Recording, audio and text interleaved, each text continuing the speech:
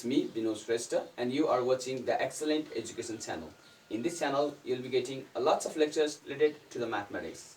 And today's lectures will do the compound transformations part 3. Okay, we do here the part 3. I've already done 2 lectures on compound transformations. In my next lectures, I do the transformations by matrix method. So this lecture is the last lecture for the first exercise. Okay, so don't miss to watch the next lecture. And today I do the very important 2 questions.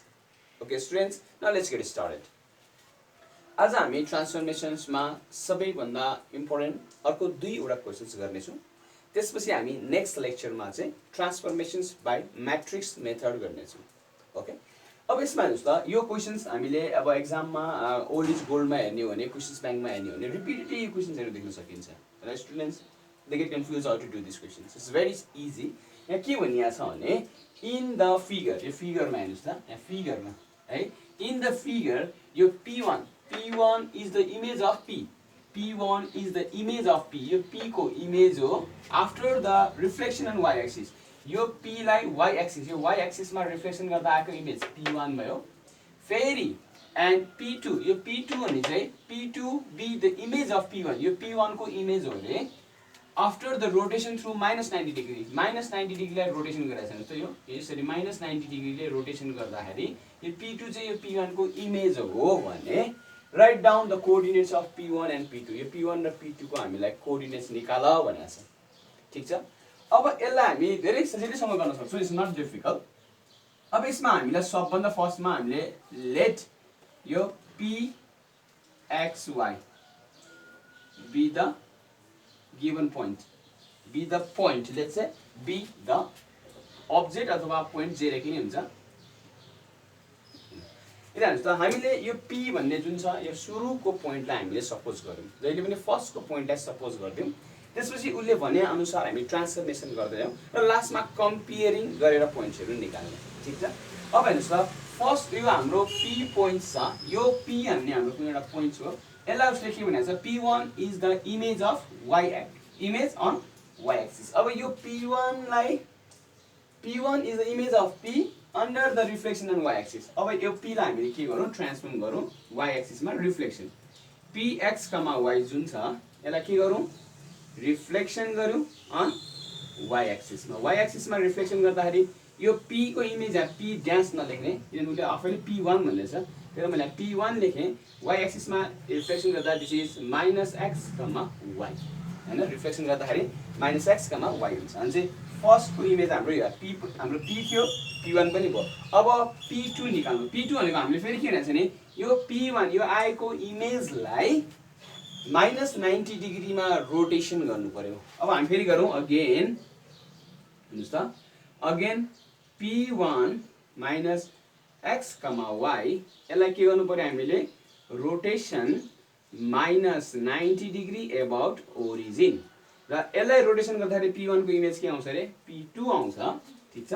अनि -90 डिग्रीमा rotation गर्दाखेरि हाम्रो image के हुन्छ, -90 डिग्रीमा rotation गर्दाखेरि हाम्रो image हुन्छ y, -x हैन. हाम्रो एक्चुअल इमेज भनेको y, -x हुन्छ.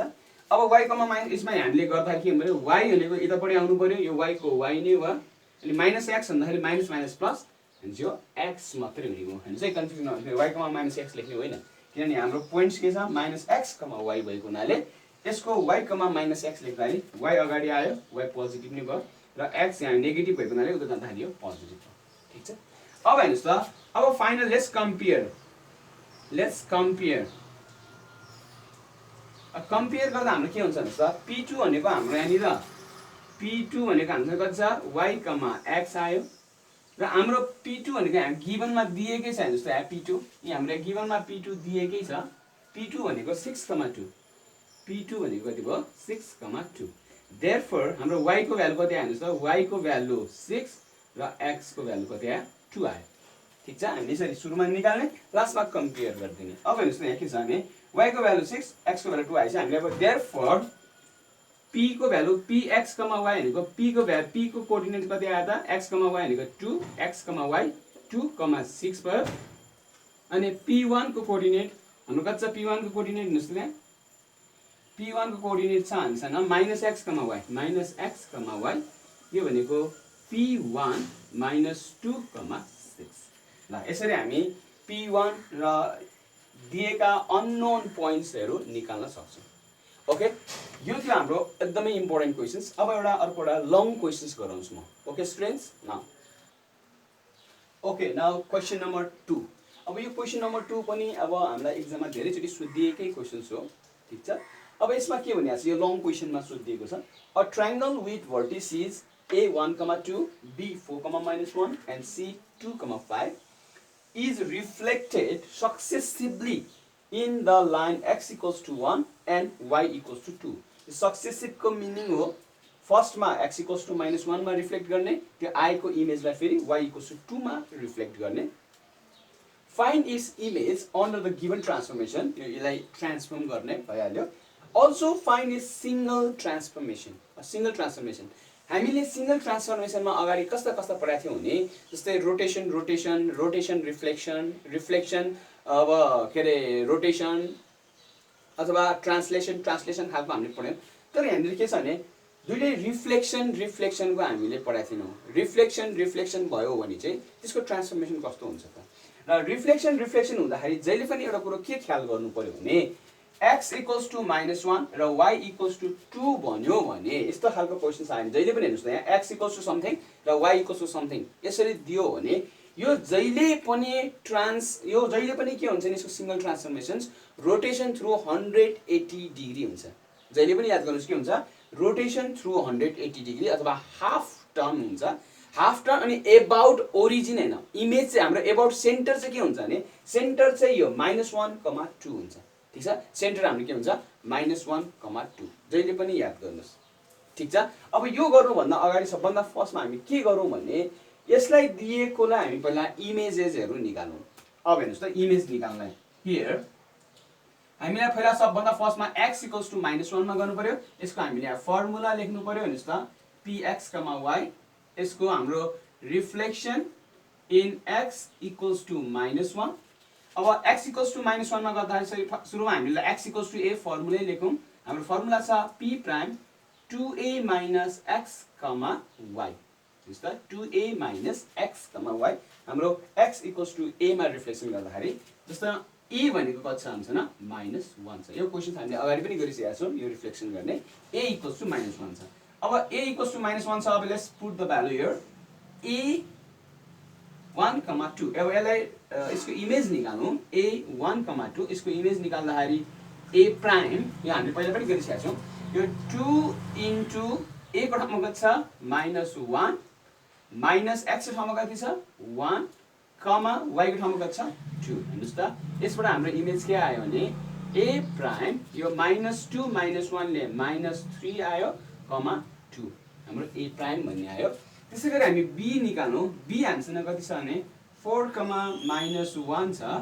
यो छ हामीसँग b prime 4 into -1 sorry this is 2 into okay this is 2 into -1 minus 4 x अनि कति छ हुन्छ 4 छ कमा y को ठाउँमा हुन्छ -1 छ this equals to b prime this is -2 - 4 is -6 -1 त्यसै गरी हामीसँग छ c 2, 5 छ यसको पनि निकाल्नु हामी this is c prime this is 2 into -1 -2 5 जस्तो यहाँ बुझिन्छ होला या this is 2 into -1 हाम्रो a को भ्यालु -1 भइहाल्यो minus x को भ्यालु 2 भयो 5 so this is how much c prime this is -2 - 2 is -4 5 now यो हाम्रो चाहिँ फर्स्टमा x equals to -1 मा रिफ्लेक्सन गर्दा इमेजेस आयो अब यो इमेजलाई फेरि हामीले के गर्नु पर्यो रे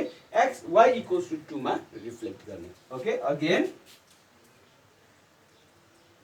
हामी px, y फेरि एउटा फर्मुला लेखौं फर्मुला हाम्रो के भयो त reflection in y equals to b हैन अब हाम्रो y equals to something भनेछ y equals to b को हाम्रो फर्मुला छ this is p prime x, 2b minus y यो हाम्रो के भयो फर्मुला भयो है फर्मुला जस्तो कति सजिलो छ याद गर्नलाई यदि यो याद भयो भने यो अटोमेटिकली याद हुन्छ x equals to a मा 2a minus x भयो कमा y जस्ताको तस्तै त्यसै गरी y इक्वल्स टु b मा भने x जस्ताको जस्तै 2a छ यहाँ 2a minus x छ 2a को ठाउँमा 2b भयो x को ठाउँमा y हुन्छ ओके अब यो पोइन्ट्सहरुलाई हेर्नुस् त यो a प्राइम अब यहाँ b को ठाउँमा हामीसँग कति छ b इक्वल्स टु कति छ हामीसँग हेर्नुस् त 2 छ यहाँ b को ठाउँमा के राख्ने 2 अनि चाहिँ हामीसँग a प्राइम -3, 2 -3, 2 लाई हामीले रिफ्लेक्ट गर्दाखेरि यहाँ a डबल प्राइम अब हेर्नुस् है यहाँ x त जस्ताको तस्तै -3 भइहाल्यो अब 2 into b भनेको हामीसँग 2 नै छ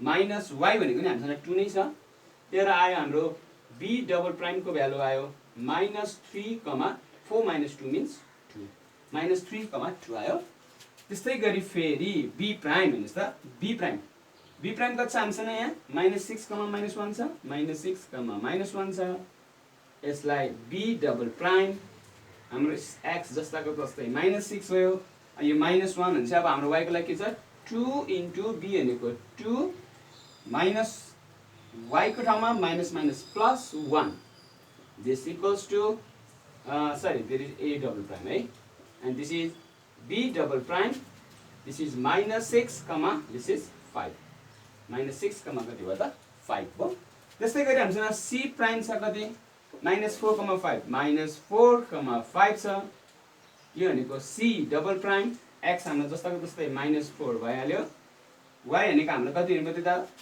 2 into 2 2 into 2 minus y को ठाउँमा -5 equals to c double prime -4 को -4 भयो this is 2 2 are 4 4 minus 5 means -1 therefore our required images are this one and this one therefore the required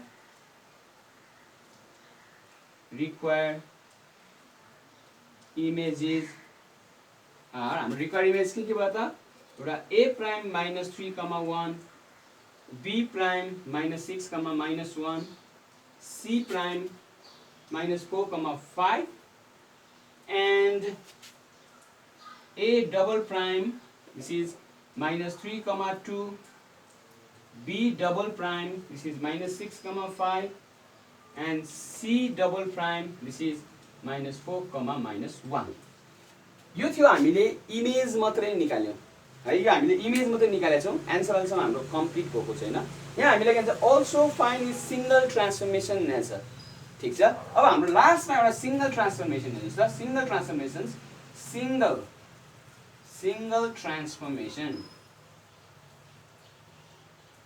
हाम्रो सिंगल ट्रान्सफर्मेसन चाहिँ यसमा कसरी निकालिन्छ भने हेर्नुस् है सिंगल ट्रान्सफर्मेसन कसरी निकाल्ने भने जहिले पनि हामीलाई यदि x equals to -1 र y equals to 2 यसरी हामीलाई सोधिएको छ भने यसको सिंगल ट्रान्सफर्मेसन अलवेज के हुन्छ हाफ टर्न हुन्छ यसको single transformation always half turn अथवा रोटेसन थ्रु 180 डिग्री हुन्छ अनि अबाउट हैन जहिले पनि सेन्टर चाहिन्छ हामीलाई अबाउट हामीलाई के हुन्छ भने अबाउट सेन्टर चाहिँ के हुन्छ भने अबाउट x को ठाउँमा -1 र y को ठाउँमा 2 दैट इज अबाउट -1, 2 हुन्छ हेर्नुस् है अनि यो खालको क्वेशन आएर हामीले जहिले पनि सिंगल ट्रान्सफर्मेसन हाफ टर्न भयो त्यसपछि सेन्टर के हुनु भयो -1, 2 यदि यसको ठाउँमा हाम्रो 3 यसको ठाउँमा 4 भइदा भए हाफ टर्न अबाउट 3, 4 लेखिन्थ्यो ठीक छ यसरी हामी सिंगल ट्रान्सफर्मेसन गर्छौं र यो क्वेशन पनि धेरै नै इम्पोर्टेन्ट भएको हुनाले मैले यो पनि सकाएँ अब हामीले यो पार्ट 1 मा जति पनि क्वेशन्सहरु छ मैले यो अगाडिपट्टिको फर्स्ट एक्सरसाइजमा ट्रान्सफर्मेसन कम्बाइन्ड ट्रान्सफर्मेसनमा भएका फर्स्ट एक्सरसाइजका सबै क्वेशन्सहरु मैले गराए यसमा हामीले 4 वटा जति गरिएका छौं पार्ट 1 पार्ट 2 पार्ट 3 पार्ट 4 गरेर त्यो सबै भिडियोजहरु राम्रोसँग हेर्नु होला र यदि कुनै पनि क्वेशन्सहरु हजुरलाई आएको छैन भने त्यो कमेन्टमा लेखेर पठाउनु होला I try my best to respond you as soon as possible. Hope you have understood these lectures. See you in the next video. Till then, have a good time. Bye bye.